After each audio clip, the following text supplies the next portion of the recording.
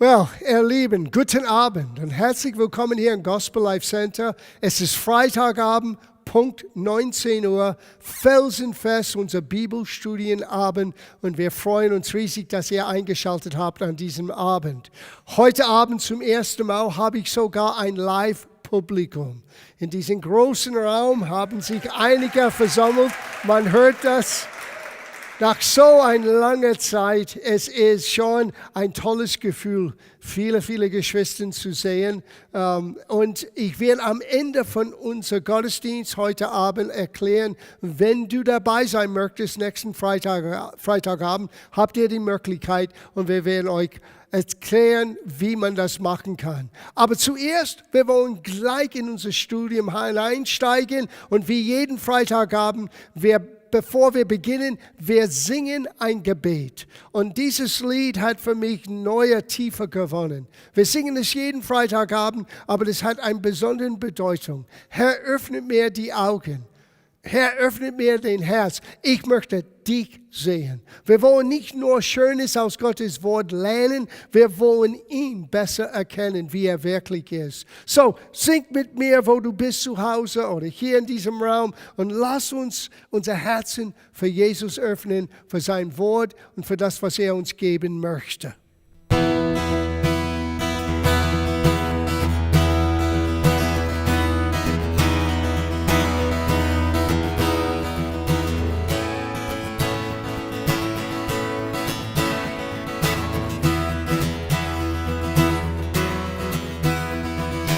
Öffne du mir die Augen, öffne du mir das Herz, und ich will dich sehen, und ich will dich sehen. Öffne du mir die Augen, öffne du mir das Herz, und ich will dich sehen. Ich will dich sehen, ich will dich sehen in deiner Pracht, leuchtet erhoben und herrlich, gieß aus deiner Liebe und Macht, wir singen heilig, heilig, heilig. Herr, öffne du mir die Augen, und öffne du mir die Augen. Öffne du mir das Herz, und ich will dich sehen, ich will dich sehen. Öffne du mir die Augen, öffne du mir das Herz, und ich will dich sehen, ich will dich sehen. Ich will dich sehen in deiner Pracht, leuchtet erhoben und herrlich, gieß aus deiner Liebe und Macht, wir singen heilig, heilig, heilig, wir singen heilig zusammen, und heilig, heilig, heilig, heilig, heilig, heilig. In heilig, heilig, heilig, ich will dich sehen. In heilig, heilig, heilig, in heilig, heilig, heilig, in heilig, heilig, heilig, ich will dich sehen. Jesus, wir wollen dich sehen. Und wir danken dir, dass du den Heiligen Geist uns gegeben hast, damit wir dich wirklich sehen können, wie du wirklich bist. Gib uns Licht und Einsicht heute Abend durch dein Wort, und wir geben dir Dank im Voraus für das, was wir lernen dürfen an diesem Abend. Amen. Amen. Well, ihr dürft Platz nehmen, falls ihr zu Hause aufgestanden hatten, und hier in diesem Haus. Wir nehmen nicht nur unsere Plätze, wir holen unsere Bibeln oder iPads oder Laptops oder was immer du benutzt, Gottes Wort zu studieren. Wir nehmen es aus Und wir gehen zurück zu unser Hauptthema, unser Hauptschriftsteller in Epheserbrief Kapitel 6. Heute Abend ist der 12. Lektion in diesem großen Thema geistlicher Vollmacht. Und wir haben im Januar begonnen, in die ersten 4 Lektionen, wir haben ein Fundament gelegt. Was ist geistliche Vollmacht? Von woher kommt das? Was kann es bewirken? Und dann haben wir begonnen über die Tatsache, dass im Gebet allermeist wird diese Vollmacht ausgelebt. Und wie wichtig es ist, dass wir verstehen, was heißt die Bibel über den Taufe im Heiligen Geist oder wie es heißt, im Geist zu beten. Und das hat uns geführt zu Epheserbrief Kapitel 6, wo wir diese Schriftsteller zuerst gesehen haben. Bete jederzeit im Geist. Und so wir haben begonnen, vor einigen Wochen diese Waffenrüstung Gottes ganz genau anzuschauen. Was heißt das praktisch für uns? Und wir haben bisher eure Lenden umgürtet mit Wahrheit, das haben wir studiert, den Panzer der Gerechtigkeit studiert, die Füße gestiefelt mit Bereitwilligkeit, die frohe Botschaft des Friedens zu verkündigen, den Schild des Glaubens, den Helm des Heils, das war letzten Freitagabend, wie wichtig es ist, dass wir unsere Gedanken erneuern zu Gottes Wort. Und heute Abend, das, was am meisten in dieser Waffenrüstung Gottes uns zu agieren hilft, das Schwert des Geistes. Was ist dieses Schwert des Geistes? Wie kann ich dieses Schwert des Geistes ganz realistisch und ganz praktisch in meinem Leben benutzen? Und was bewirkt das? Well, das ist unser Thema heute Abend. Und es heißt hier, und das ist Vers 17, und nehmet das Schwert des Geistes, nämlich das Wort Gottes. Es geht weiter und wir werden am Ende heute Abend ein bisschen weiter lesen, aber wir wollen beginnen hier mit dieses Schwert des Geistes, nämlich das Wort Gottes. Das Wort Gottes ist das, was Gott uns anvertraut hat, um ihn zu kennen, sein Wille, seine Absichten, was ihm gefällt zu erkennen, aber auch es ist ein geistlicher Waffe. Es gibt uns die Fähigkeit, dieses geistliche Vollmacht auszuüben in einer sehr praktischen Art und Weise. Und das beste Beispiel, wie man diesen Schwert des Geistes wirklich in der Realität sehen kann, wie man es benutzen kann, lernen wir von den Meister selber. Wie Jesus diesen Schwert des Geistes benutzt hat und gegen den Feind effektiv ihn besiegte. Und wir können von seinem Beispiel eine Menge lernen. Ich dachte an viele Filme, die ich gesehen habe, wo du merkst, junge Menschen, die wollen später, wenn es in dem Mittelalter war, sie wollen Ritter sein. Und es gab immer diese Schule, wo sie lernen, mit dem Schild umzugehen und dem Schwert umzugehen. Well, so ist das auch im Geist. Gott hat uns diesen Schwert anvertraut. Aber wir müssen wissen und lernen, wie kann ich mit diesem Schwert umgehen. Und von dem Meister selber zu lernen, ist der beste Ort. So, wir gehen zu Lukas Kapitel 4. Kein besserer Abschnitt in dem Neuen Testament, wo wir sehen ganz praktisch, ganz effektiv, wie Jesus diesen Schwert des Geistes genommen hat und Vollmacht ausübte durch den Schwert des Geistes. Es ist Lukas Kapitel 4, Vers 1. Jesus aber vom Heiligen Geistes kehrte vom Jordan zurück und wurde vom Geist in die Wüste geführt und 40 Tage vom Teufel versucht. Du sagst, das klingt komisch. Warum hat Gott ihn so geführt? Well, vergesse nicht, Jesus ist hier mit einer göttlichen Mission. Er hat eine Absicht, zurückzugewinnen, was die erste Adam verloren hat. Und für die schon den letzten 12 Lektionen mit uns erlebt haben, ihr versteht das ein bisschen besser, was hier gemeint ist. Der erste Adam wurde geschaffen in Gottes Ebenbild. Er wurde gekrönt mit Herrlichkeit, Ehre und Pracht. Und das wurde alles weggenommen von ihm. Nicht, dass Gott das weggenommen hat, sondern der Feind, der Teufel, hat ihn beraubt von dieser Vollmacht und dieser Fähigkeit, Gottes Autorität auszuüben, als er diesen Verlockerung, diese Versuchung eingegangen ist. Und das war für ihn und für uns alle als Nachkommen Adams den großen Fall, den Sündenfall. So ist die Welt, wie es jetzt ist, wegen Adams Übertretung. So ist there so viel Leid und so viel Probleme in der Welt. Es ist nicht so schwer zu verstehen. Gott hat uns diese Erde, wir Menschen, anvertraut und wir haben das, was Gott uns anvertraut hat, weggeworfen. Wir haben es abgegeben. Aber Gott, dank sei Gott, hat einen Plan gehabt. Er sandte seinen Sohn, uns nicht nur Gott zu zeigen, wie er wirklich ist, sondern auch einen Preis zu zahlen, damit wir zurückgewinnen können, was den ersten Adam verloren hat. So, hier kommt Jesus. Na, man muss verstehen, man muss die Realität wirklich anschauen. Seit Tausenden von Jahren hat der Teufel gewartet auf diesen Moment.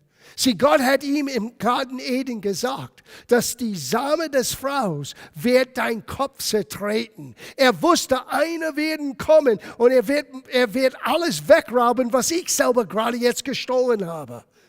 Und er wusste nicht, wer ist das? Ist das Kain? Ist das Abel? Ist das Enoch? Ist das Noah? Ist das Mose? Ist das Aaron? Ist das David? Ist das Samuel? Er geht durch den ganzen Alten Testament. Er hat nie gewusst, wer ist das. Und plötzlich kommt einer und die Sterne im Himmel spielen verrückt und Engel singen. Und er wusste immer noch nicht, wer das war, bis im Jordan aus Jesus getauft worden war. Und der Geist Gottes fiel auf ihn wie eine Taube. Und Gott sprach vom Himmel, das ist mein Sohn. Und so Jesus musste in diesen Zweikampf, könnte man sagen, für uns und unser Willen hineingehen. Er ist da als den letzten Adam, der zweite Mensch. Später schauen wir das an. Das Neue Testament hat ihn genauso bezeichnet. Und als unser Stellvertreter, er kam, um das zurückzugewinnen, was die erste Adam verloren hat. Und du wirst gleich merken, die erste Versuchung, es hat zu tun mit etwas zu essen. Genau was geschehen ist im Garten. Vor Tausenden von Jahren wird Jesus hier versucht. Aber er hat etwas anderes und er hat anders reagiert als den ersten Adam. Er hat etwas anderes getan, etwas anderes ausgeübt, was ich bin sicher, der Teufel völlig aus den Bahn geworfen hat. Lesen wir das zusammen. Und er aß nichts in jedem Tag. Und als sie zu Ende waren, hungerte ihn. Und der Teufel sprach zu ihm, das ist erstaunlich, der Feind wartet immer, bis du ganz unten bist. Bis du ganz am Ende deiner Hoffnung, deiner Kraft, deiner Vision bist. Dann kommt er. Und er tut genauso zu uns, was er zu Jesus getan hat. Er versuchte irgendwie seine Autorität von ihm wegzurauben, indem er alles in Frage stellte, was Gott je gesagt hat. Es heißt hier, der Teufel sprach zu ihm, bist du Gottes Sohn? Er stellt in Frage. Jesus weiß, wer er ist. Das Wort ist Fleisch geoffenbart. Am Anfang war das Wort, er war immer bei Gott. Er weiß genau, wer er ist. Und der Feind kommt und sagt, bist du wirklich der Sohn Gottes? So sage zu diesem Stein, dass er Brot werde. Und Jesus antwortete ihm und schaut es an, es steht geschrieben. Das ist das Schwert des Geistes. In dem Moment, er nahm von Gottes Wort eine spezifische Aussage. Und wir werden heute Abend sehen, dass das Wort, das Schwert des Geistes, das Wort Gottes, ist das spezifische Wort Gottes ausgesprochen für diesen Moment, für diese genauen Situation. Deswegen ist es so wichtig, dass wir vertraut sind mit der Bibel, mit Gottes Wort.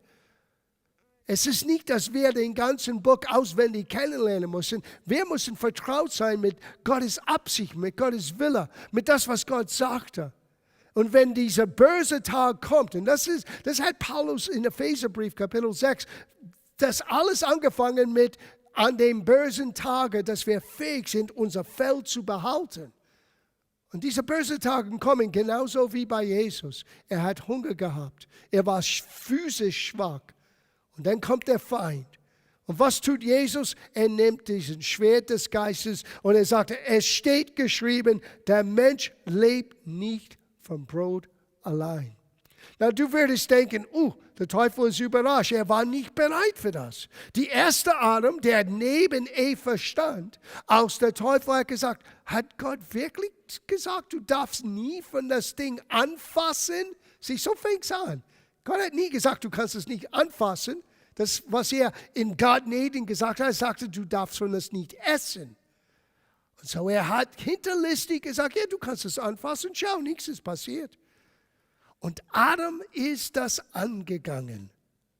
Und als er von diesen Frucht gegessen hat, ist er genauso wie Gott sagte, von Gott getrennt. In dem Moment ist er geistlich gestorben. Und das ganze Vollmacht und Herrlichkeit und Pracht wurde von ihm entzogen. Und einen gefallenen Engel namens Satans hat diese Macht bekommen. Du wirst es gleich sehen, weil Satan benutzt das. Der Teufel hier benutzt das prahlendisch. Schau, wie ich bin. Schau, was ich jetzt habe. Und er bringt das vor Jesus wie eine Art Karotte. Ich weiß, warum du gekommen bist. Du bist gekommen, um das zurückzugewinnen, was der erste Adam verloren hat. Ich kann dir es dir geben, dachte er. Jetzt lesen wir weiter.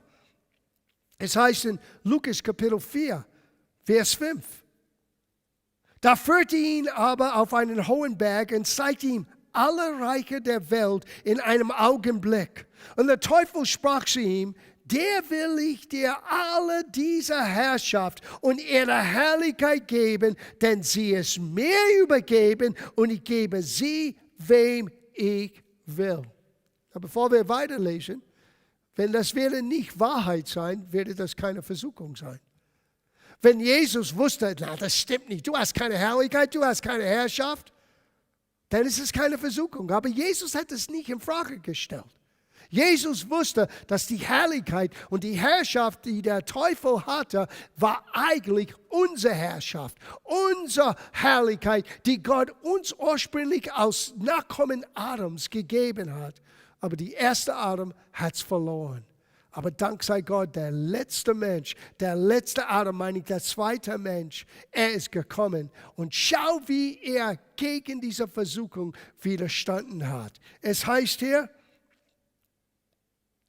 wenn nun du vor mir anbietest, so soll alles dein sein. Und Jesus antwortete und sprach zu ihm, hebe dich weg von mir, Satan, denn es steht geschrieben. Das Schwert des Geistes genommen.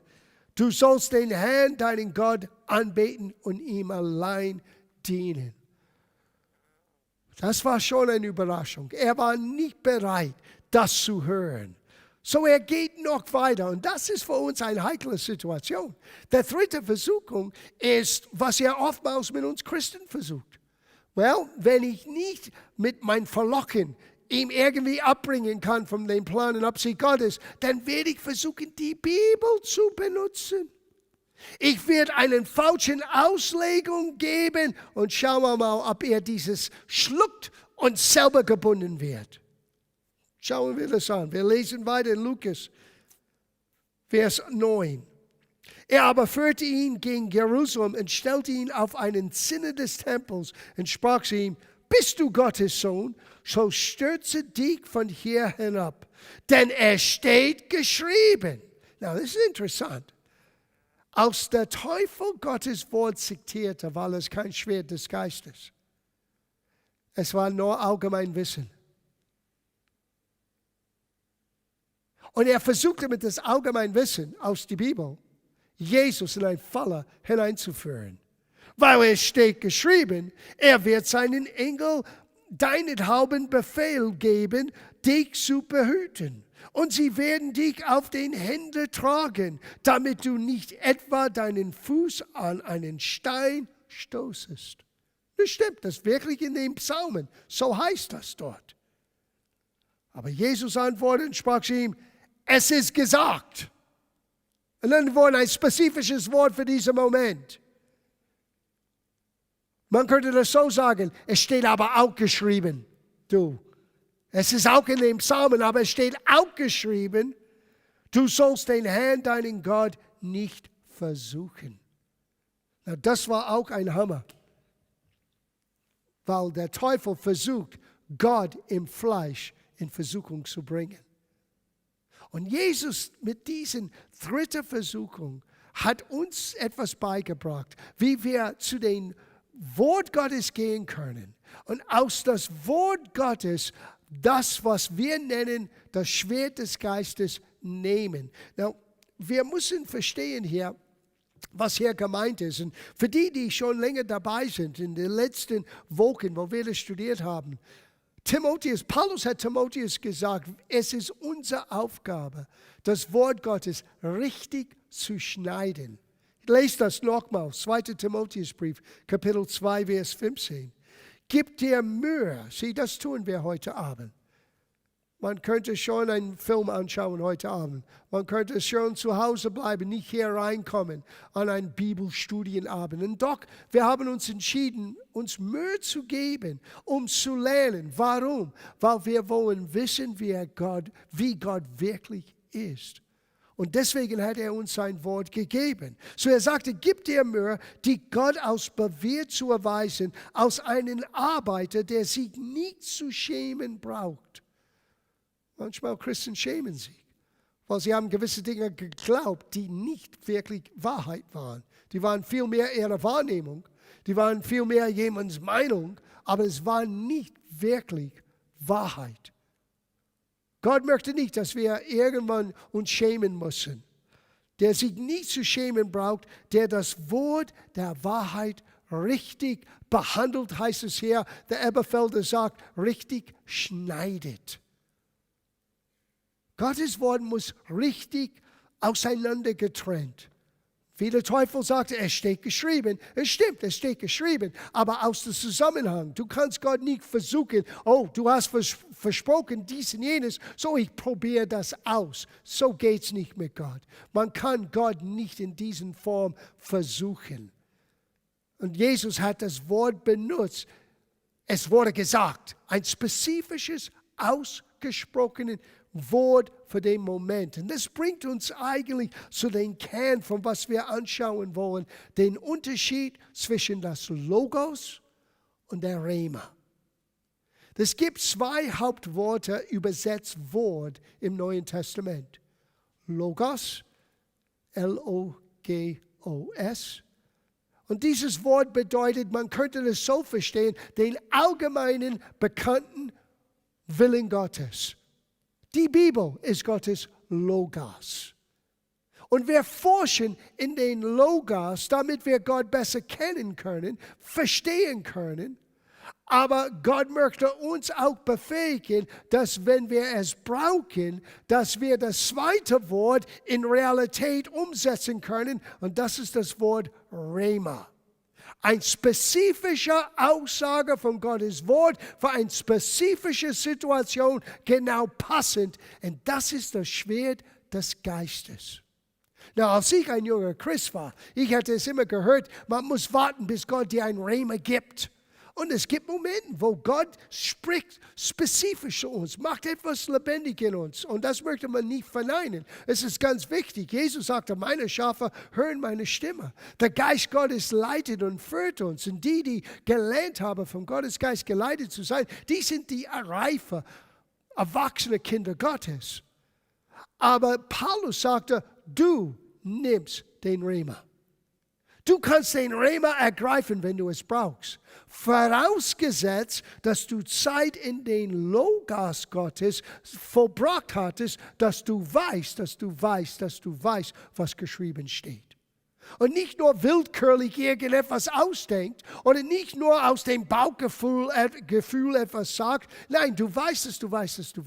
Jesus wusste genau mit jeder Versuchung, was das Schwert des Geistes, das spezifische Rhema Gottes sein muss für diese Situation. Und auch wenn der Teufel kam mit seiner Versuchung mit die Bibel, das hat Jesus nicht beunruhigt. Er wusste, es steht aber auch geschrieben. Wir müssen das Wort richtig schneiden. Wir müssen wissen, was das Wort wirklich sagt. Nicht nur eine Aussage aus dem Zusammenhang gerissen und irgendwie wird glauben, das ist, was es sagt. Nein. Gottes Weisheit ist konstant, vom alten Bund bis hin zum neuen Bund. Wir haben einen neuen Bund, wir haben einen besseren Bund mit besserer Verheißung, aber es ist dasselbe Gott im alten Bund wie in dem neuen Bund.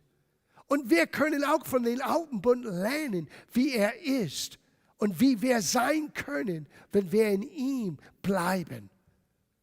Und diese Entdeckung aus den Logos in das Rhema, spezifisch für einen spezifischen Moment, dass ich das aussprechen kann, das ist einer der stärksten Wege, wie du und ich unsere Vollmacht ausüben können. Geistliche Vollmacht. Paulus hat uns gesagt, nehmet den Schwert des Geistes, unsere Verantwortung. Und das ist nämlich das Wort Gottes. Und das Wort Rhema bedeutet auch ausgesprochen. Nicht nur eine spezifische Verheißung, eine spezifische Aussage, sondern auch das ausgesprochene Wort Gottes. Ganz genau für die Situation. Du kannst es lesen in Johannes Evangelium, Kapitel 1, Vers 1. Im Anfang war das Wort, das ist das Wort Logos, das allgemeine Willen Gottes. Und das Wort war bei Gott und das Wort war Gott. Sieh, Gott hat uns gezeigt, wie er wirklich ist in dieses Buch. Sein Logos, seinen allgemeinen Gedanken über uns Menschen, über wie die Welt ist, wie es anders sein kann. Aber wir sind eigentlich herausgefordert, den Rhema Gottes zu entdecken, damit wir gewaffnet sind für den bösen Tag. Das Schild des Glaubens, es ist defensiv. Den Panzer der Gerechtigkeit, defensiv. Das Helm des Heils, defensiv. Den Stiefel, die helfen uns, dass wir beweglich sind. Den Gurt hilft uns auch, beweglich zu sein. Aber das Schwert des Geistes ist das agierende Element in dieser Waffenrüstung Gottes, die wir zu jeder Zeit, wenn notwendig, nehmen können und umsetzen können. Aber es braucht diese Bereitschaft, dass wir uns abmühen, dass wir Arbeiter sind. Im Gottes Wort, vorbereitet für das, was vor uns liegt. Ich bin der Meinung, dass obwohl wir in einer eingeschränkten Situation zurzeit sind, Gott gibt uns einen Moment, eine Atempause, könnte man sagen, bevor es wirklich losgeht, um neu zu justieren, um neu unser Gebetsleben, neu unser Beziehung zu Gott selber, neu sein Wort in uns hineinzutauchen oder hineinzubringen. Aber wenn es wirklich losgeht, du wirst nicht immer solche Zeiten haben, wo wir dann ganz ruhig beiseite gehen können und gemeinsam studieren. In deinem Alltag, wenn der Kampf losgeht, in dem Moment musst du wissen, wenn den bösen Tagen, es kommt immer überraschend. Und wie ich schon gesagt habe, meistens, wenn wir am Ende von unserer eigenen Kraft sind, boom, ist wie ein toten Winkel. Wow, von woher kam das?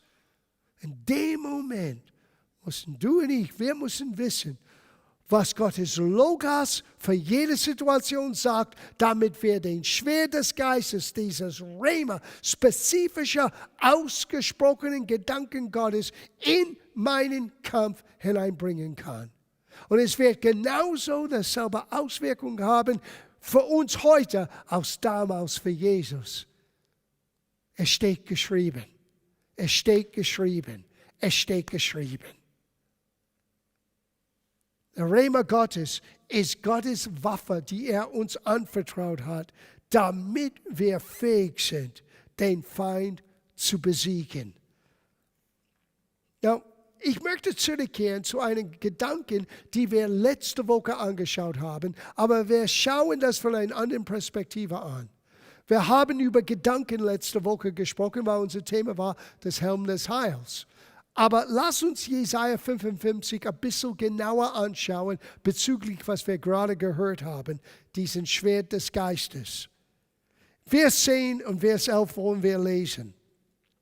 Denn gleich wie der Regen und der Schnee vom Himmel fällt und nicht wieder dahin zurückkehrt, und er habe dann die Erde getränkt und befruchtet und zum Grünen gebracht, dass sie dem Seemann Samen und den Hungrigen Brot gibt, also soll das Wort, das aus meinem Munde geht. Und jetzt geht's los. Gott sagt, es gibt einen Rema, der aus mein Mund gekommen ist. Das ausgesprochene Wort, was ich ausgesprochen habe, es soll nicht leer zu mir zurückkehren, sondern ausrichten, was mir gefällt und durchführen, wozu ich es sende. 2 Worte, das ihr seht heute Abend. Hier ausrichten und durchführen. Gottes Wort wird das ausrichten, Gottes Wort wird das durchführen. Wenn ihr das ergreift, wow, es ist nicht meine Muckis, es ist nicht meine Geistlichkeit, es ist nicht wie ich bin, nein, es ist das Wort. Es wird nicht zurück zu Gott leer kommen, nein, es wird ausführen und es wird das durchführen, wozu Gott es gesandt hat. Aber das Wort muss in uns Fleisch gewinnen. Wenn wir reden von Jesus, das Wort, das Logos, der allgemeinen Willen Gottes, Gott im Fleisch uns Menschen gezeigt, lebte unter uns und das Wort ward Fleisch. Im Grunde genommen, das Wort muss in uns Fleisch gewinnen. Es muss ein Teil von uns sein. Und dann in eine spezifische Herausforderung, wenn wir das Wort loslassen, das Rema, das ausgesprochene Verheißung Gottes für eine spezifische Herausforderung, dann ist es nicht leere Worte. Es ist nicht nur ein netter Bibelspruch. Es ist nicht nur eine Hoffnung, dass etwas passiert. Nein, es ist das Schwert des Geistes. Und wenn dieses Schwert losgelassen wird, Gott sagte, es wird ausrichten und durchführen. Und ich bin so froh, es ist Gott, der über sein Wort wacht. Er ist derjenige, der die Garantie ist, dass es ausgeführt werden und durchgeführt werden. Und es wird zustande kommen, wozu Gott es gesandt hat. Das Schwert des Geistes. So, ich möchte an dieser Stelle einen Tick weiter lesen, weil ich glaube, dass Paulus wollte hier etwas andeuten, die wir unbedingt begreifen müssen.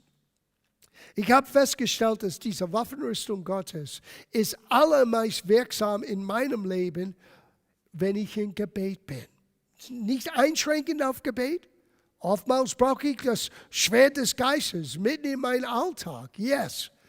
Aber meistens wird alles zusammenwirken, wenn ich auf meine Knie gehe und beginne zu beten. Und ich merke, mit wem ich zu tun habe. Mit wem ich zu tun habe im Gottes Wort, aber auch mit wem ich zu tun habe, was Paulus erwähnte, der Fürstentum und Gewalt. Der Herrscher in den himmlischen Regionen. Die Mächte, die versuchen, Gottes Wille zu stoppen und zu hindern. Und im Gebet, Gott gibt uns eine Waffenrüstung. Und es heißt, und ich möchte das jetzt nochmal lesen. Wir lesen nochmal ab Vers 17. Und nehme den Helm des Heils und das Schwert des Geistes, nämlich das Wort Gottes. Na, die Übersetzer haben hier einen Punkt hineingebracht. Der Urtext hat keinen Punkt oder Kommas. Ich möchte, dass wir lesen das aus einem Gedanken und ich glaube, es wird ein neues Lied geben. Ich lese das so.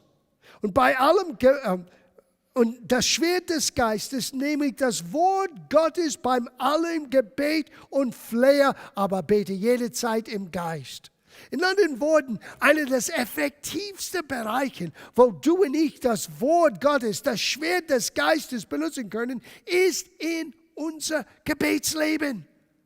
Wir müssen lernen, viel mehr dieses Rema zu ergreifen, dieses Wort Gottes auszubeten, als vor Gott zu kommen und zu mecken. Oh Gott, siehst du nicht? Ja, er sieht das. Er ist nicht überrascht. Aber Gott, wenn du das nicht tust, das ist so schlimm. Und was die haben gesagt, hey, das weiß schon Gott alles. Das hilft dir nicht, nur dem Problem in deinem Gebetsleben immer wieder zu erzählen, immer wieder zu erzählen. Das baut nur dein Vertrauen in das Problem auf. Du musst lernen, die Antwort, dieses Schwert des Geistes, dieses ausgesprochene Wort Gottes in dein Gebetsleben hineinzubringen. Bei allem, nehmt das Schwert des Geistes, nämlich Gottes Wort, beim allem Gebet und Flehen. Ich glaube, Paulus meinte hier ist das Schwert des Geistes so effektiv, wenn wir lernen, das Wort zu beten. Wenn wir lernen, die Verheißung auf das gesehene Problem, das gesehene Herausforderung hineinzubeten. Das endet alles. Warum? Weil Gott ist derjenige, der über dieses Wort wacht. Und Gott ist derjenige, der es ausführen und durchführen. Ausrichten und durchführen, meine ich. Er wird das ausrichten, er wird das durchführen und er selber ist die Garantie. So, wir nehmen diesen Schwert, aber eigentlich, es gibt zwei Hände, die dieses Schwert hält, die du nicht siehst. Und die sind mächtig. Es ist Gottes Hand. Es ist Gottes Wort. Es ist Gottes Schwert. Und er hat uns anvertraut, dieses im Gebet zu benutzen. Was für ein Trost. Was für eine Helfer. Ich gebe euch ein Beispiel. 1. Johannes Kapitel 5, Vers 14. Und das ist unsere Freimütigkeit, die wir Gott gegenüber haben, dass wenn wir seinem Willen gemäß um etwas bitten, er uns hört. Ja, aber wie können wir Gottes Wille erkennen?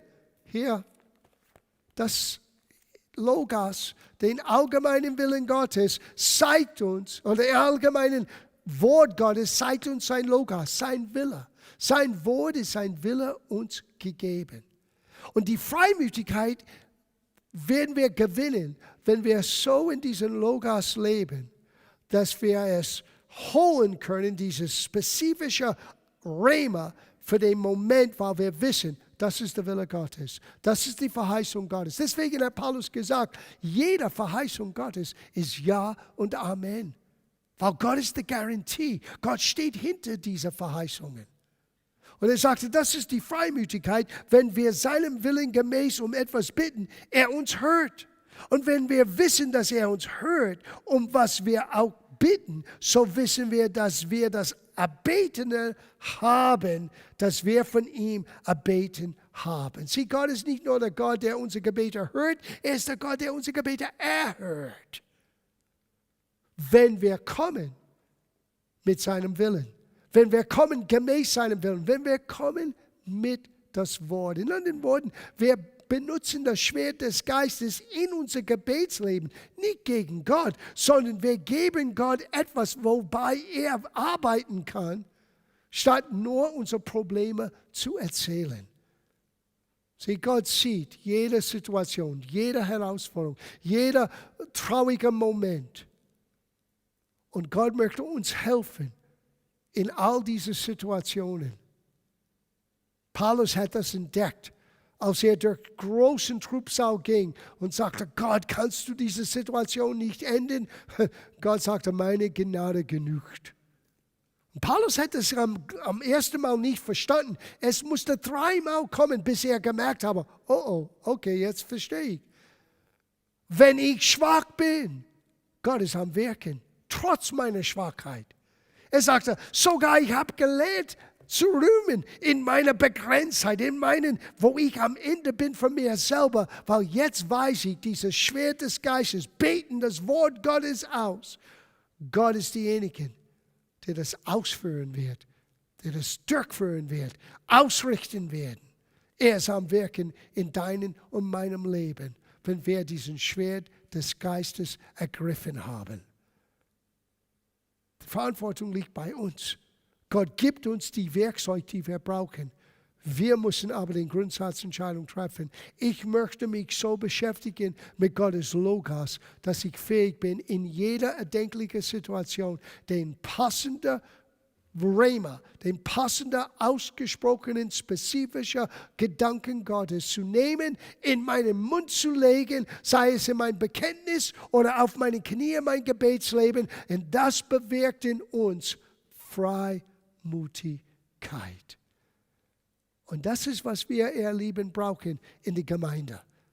Dieses Kühnheit Gott gegenüber, dieses Kühnheit dieser Welt gegenüber, dieses Kühnheit jeder erdenklichen Situation. Sieh, ich bin völlig überzeugt, wenn all das vorbei ist und man tut, was man weiß, was man tun muss, man benutzt gesunden Menschenverstand, aber in mir ist ein übernatürliches Wissen. Wir werden durch das kommen, wir werden besser sein, Gott ist am Wirken in unser Leben und wenn alles vorbei ist, wir werden sagen, Gott, wir hatten es nie gedacht, dass das und jenes und alles geschehen könnte, aber du hast das im Vorfeld gesehen. Was der Teufel dachte, uns auseinanderbringen würden, uns jeder in sein eigenes Haus, der ganzen Gesellschaft, die ganzen Kirche, eigentlich Jesu Christi voneinander trennen.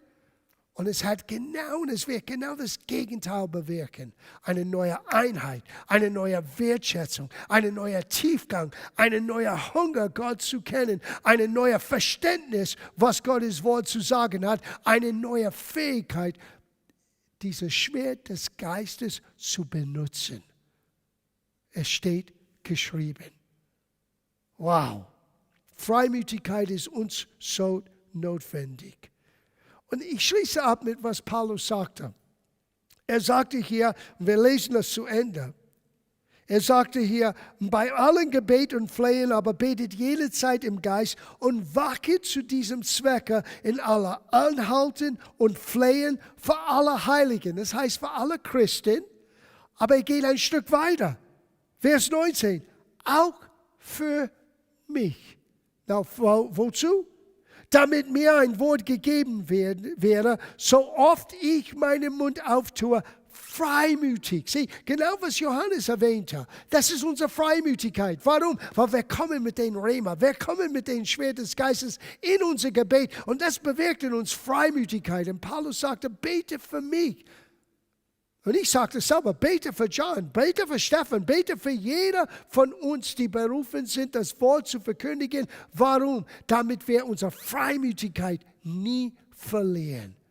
Damit wir diesen Kühnheit Gott gegenüber und den Menschen gegenüber und den Situationen gegenüber, damit man fähig ist, hier zu sitzen und dir zu sagen, nicht meinen Traum, sondern wirklich von Gottes Herz zu sagen, das wird ein Ende haben und wir werden alle besser sein, als bevor es begonnen hat. Das kann ich sagen mit aller Freimütigkeit. Warum? Weil ich ihn kenne. Weil ich sein Wort kenne, weil ich weiß, dass Jesus kommt für eine herrliche Gemeinde, dass er dabei ist, an uns zu wirken, in uns und durch uns Dinge rauszubringen, die die Menschheit um uns herum total segnen werden und helfen werden. Das ist, was vor uns steht, ihr Lieben. Und Paulus hat das verstanden. Er sagte, und bete für mich, dass wenn ich meinen Mund auftue, dass ich mit Freimütigkeit das Geheimnis des Evangeliums kundtue. Das ist, was die Gemeinde braucht. Im Abschluss, wenn ich denke an die Urgemeinde, vielleicht kennt ihr diese Geschichte. Johannes und Petrus wurden bedroht, weil jemand wurde geheilt. Das ist ein crazy world. Man würde denken, jeder hat sich gefreut, dass ein Wunder passierte. Jeder kannte diesen Mann, er war Krüppel, er war lahm, er konnte nicht gehen. Und jeden Tag, jahrelang, jahrzehntelang, wurde er bei den schönen Tor im Tempel hingelegt. Aber an diesem Tag, als er wollte betteln, Petrus und Johannes hat ihn gesehen und der Geist Gottes hat etwas erquickt. Und ihr kennt die Geschichte in Apostelgeschichte 3, wo Petrus sagt, Silber und Gold haben wir nicht.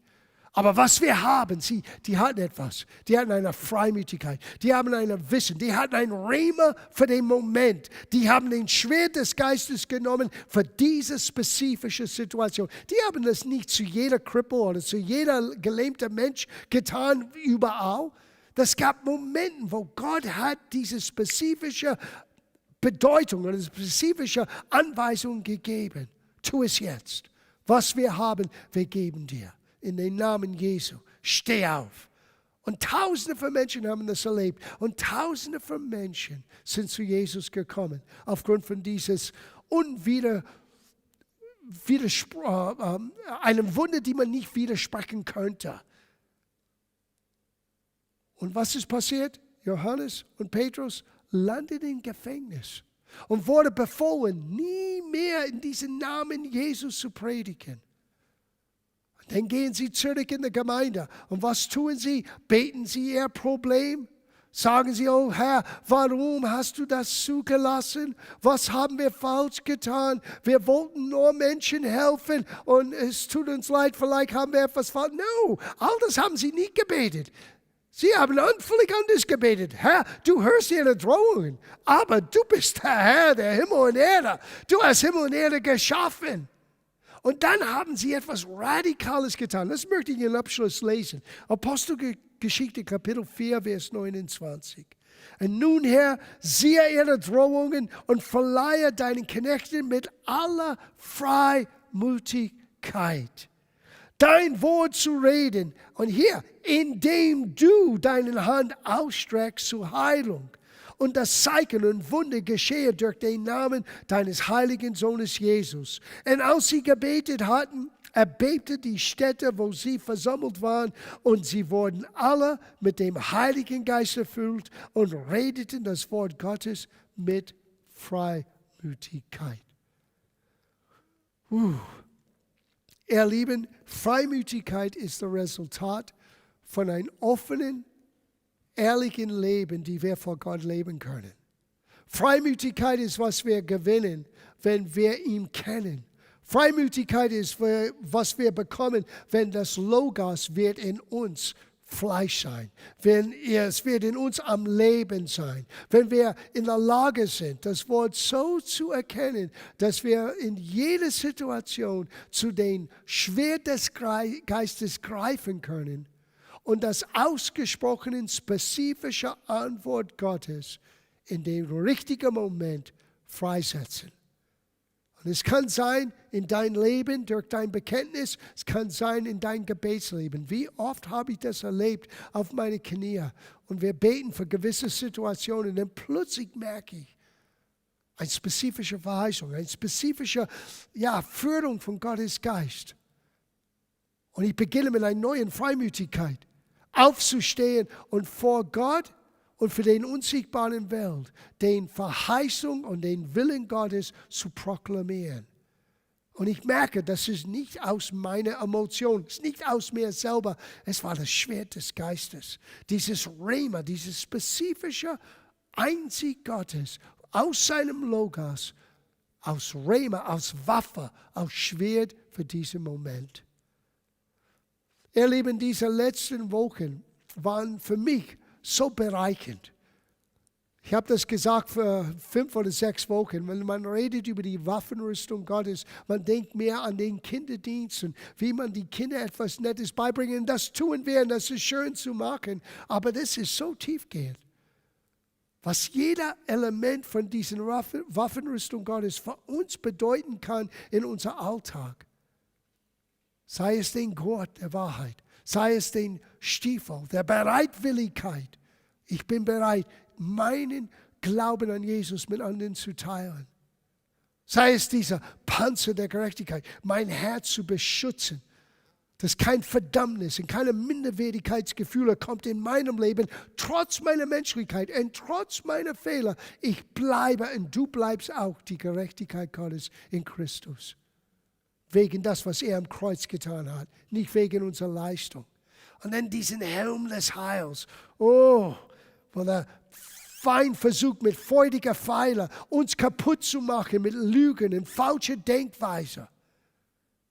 Und du kannst es widerstehen, weil du lernst, deinen Gedanken zu erneuern, zu das, was Gottes Gedanken sind.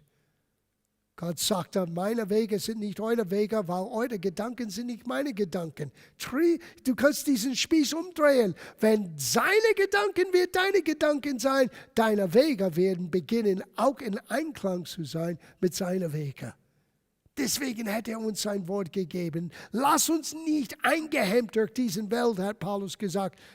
Lass uns durch die Erneuerung unseres Sinnes eine Verwandlung erleben. Dass das, was wir sind, innerlich sichtbar sein für alle um uns herum. Und du bist ein Kind Gottes, wenn Jesus dein Herr ist. Du bist mehr als Überwinder. Groß ist der in dir ist, als der in der Welt ist. Und nehmet diesen Schwert des Geistes, das Wort Gottes, in deinem Gebetsleben Freimütigkeit zu bewirken. Und in deinen Alltag, wenn es notwendig ist, wie Jesus, wenn der Feind kommt und sagt, hey, wenn du ein Kind Gottes bist, dann kannst du sagen, es steht geschrieben. Es steht geschrieben. Das Schwert des Geistes, es gehört dir. Well, ich hoffe, dass diese ganzen letzten 12 Lektionen war für euch hilfreich. Es war für mich wirklich, wie ich schon gesagt habe, eine Bereicherung, weil ich muss mich vorbereiten. Ich muss in das neu hineintauchen. Ich habe gemerkt, wow, so viele Dinge, die man über die Jahre lernt, aber wenn du das nicht frisch und neu angehst, wie leicht es kann von uns irgendwie flöten gehen. Aber wenn wir das ergreifen, wenn wir das neu erkennen, wenn wir das neu zum Herzen nehmen, wow, wie unser Leben und das Leben von Menschen um uns herum anders sein kann. So, ich habe mich gefreut, dass ihr dabei wart. Ich habe mich riesig gefreut, dass zum ersten Mal in all dieser Zeit viele Geschwister waren unter uns heute Abend, so viel, was erlaubt ist. Und alle mit 2 Meter Abstand und alle mit Masken. Oh, dank sei Gott, ich musste nicht selber eine Maske anziehen. Das wäre sehr schwer, so lang zu predigen. Aber in Abschluss, ich möchte sagen, wir haben nur ein paar Ansagen zu machen. Natürlich Sonntagmorgen 10:15 Uhr. Von hier aus, unser Sonntag-Gottesdienst wird wieder per Livestream möglich sein. Und dann am Dienstag, Catch the Fire, ist immer unser Gebetsabend. Und nächsten Freitagabend, heute Abend waren spezifisch eingeladen aus der Leidenschaft und aus verschiedenen Dienstbereichen, dass wir lernen können, wie wir euch dienen können. Aber wenn du möchtest dabei sein live, könnte man nächsten Freitagabend dabei sein. Und damit du verstehst, wie es geht, wann du musst hier sein und wie wir alle uns benehmen sollen, dann schreib uns at info@glc.de. Weil wir müssen eine Einladung euch ausschreiben. Wir müssen wissen, wer alle hier waren. Das ist die Vorschriften. Und wir werden euch genau sagen, wir werden ein Infoblatt euch zukommen lassen, damit ihr weiß genau, wie man hier reinkommen kann, wie man von hier weggehen muss. Man darf nur 1 Stunde hier in diesem Raum sein, wenn wir alle zusammensitzen. Und solange es diese Einschränkung ist, wir preisen Gott, dass wir mindestens diese Möglichkeit haben. Und wir haben es eingeschränkt auf den Freitagabend, weil wir wollten den Sonntag-Gottesdienst mit dem Lobgesang und mit der Freiheit, die man hat an Sonntagmorgen, nicht einschränken. Und ich glaube, jeder, der heute Abend dabei ist, wird beweisen, es ist nicht so einfach zu singen, wenn du eine Maske anhast. Und am Ende von einer Stunde, du kannst kaum warten, draußen zu gehen, die Maske abzuziehen und zu sagen, Luft, danke. Aber ich hoffe, das war für euch, die dabei waren, auch ein Segen heute Abend. So nochmal, Dankeschön. Wenn ihr möchtet nächsten Freitag, am 22. Mai dabei sein, du musst uns nur einen E-Mail schreiben oder ruf uns an im Büro.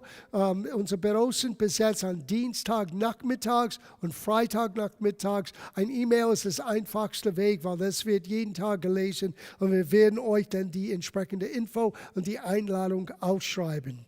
Und möchte ich auch sagen, an dieser Stelle, vielen, vielen Dank für eure Treue all diese Wochen. Als das alles begonnen hat, wir wussten nicht, wie werden wir das überleben? Wir hatten bis zu damaligen Zeit, Anfang März, nie einen Livestreaming-Gottesdienst veranstaltet. Wir hatten schon jahrelang Fernseharbeit gemacht, hier in München, lokalen Fernsehen, aber wir hatten nie ein Livestreaming gemacht. Ob wir das tun könnten, von der technischen Seite, auch von der Fähigkeit, das zu tun, es ist völlig anders. Heute Abend war es wirklich ein Genuss. Menschen um mich herum zu haben. Es ist ein bisschen anders. Wenn ich ein bisschen feuriger war, dann bitte hab Geduld mit mir, weil du bist anders, wenn Menschen da sitzen. Aber es ist mir dessen bewusst, dass du da bist, der da sitzt.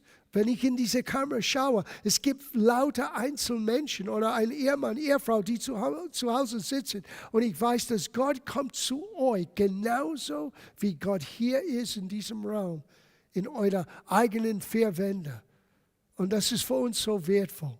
Und ohne eure Unterstützung, ohne euer Vertrauen, dass wir das auf die Beine bringen können und durchführen können, hätten wir nie und nimmer März oder April überlebt. Gott hat uns durch euch so reichlich gesegnet. Und so heute Abend, wenn du möchtest die Gemeinde helfen, wenn du möchtest dein Zehngaben, dein Opfergaben, den Herrn präsentieren, dann wir zeigen euch, wie man das machen kann. Du kannst es durch Banküberweisung, du kannst es durch PayPal machen. Zum ersten Mal heute Abend, wenn unsere Geschwister weggehen, die haben die Möglichkeit, selber ein Kuvert zu nehmen und dann selber in den Korb. Wir dürfen den Körper nicht durch den Reihen gehen lassen. Einiges lernen wir neu. Aber das Wichtigste von allem bei unserer Geberfreudigkeit, das ist in erster Linie ein Ausdruck von Dankbarkeit Gott gegenüber. Und ich merke, ich bekomme eure E-Mails und die Ermutigungen, dass ihr so dankbar seid für die Gemeinde. Aber im Grunde genommen, es ist, was Gott bewirkt durch die Gemeinde. Und das nimmt Gott aus Anbetung. Unsere Geberfreudigkeit ist eine Form von Anbetung. So in diesem Sinne, ich möchte für euch beten und lasst Gott euch leiten. Tu, was du in deinem Herzen hast zu tun. Und wir werden nicht nur Mai, Juni, Juli, wir werden so lange dranbleiben, das Wort verkündigen, bis diese Situation verändert ist. Und wir werden noch mehr machen als je zuvor, wenn das vorbei ist. Nichts wird uns zurückhalten, von das zu tun, wozu Gott uns berufen hat. Amen. So Vater, danke, dass wir unsere Gaben in deinem Haus bringen dürfen, auch für die Geschwister, die zu Hause sind. Auch für die, die gerade so herausgefordert sind. Ich danke dir, dass du übernatürlicher Frieden schenkst, dass dieses Rema Gottes, dass du bist der Gott, der für uns sorgt, dass es wird in jeder Einzelnen lebendig sein. Und danke, dass du hier in diesem Haus nicht nur genügend gibst, wir haben mehr als genug, damit wir weiterhin ein Segen sein können für so viele Menschen. Mach aus uns ein Segen für die Menschen um uns herum. Das ist unser Gebet, Vater. Und wir danken dir für die Gaben, die heute Abend in deinem Haus kommen. In Jesu Namen. Amen. Well, ihr Lieben, es ist jetzt 20 Uhr. 1 Minute haben wir. Und so nächsten Freitag nochmal, schreib uns at www.info@glc.de. Du siehst es da.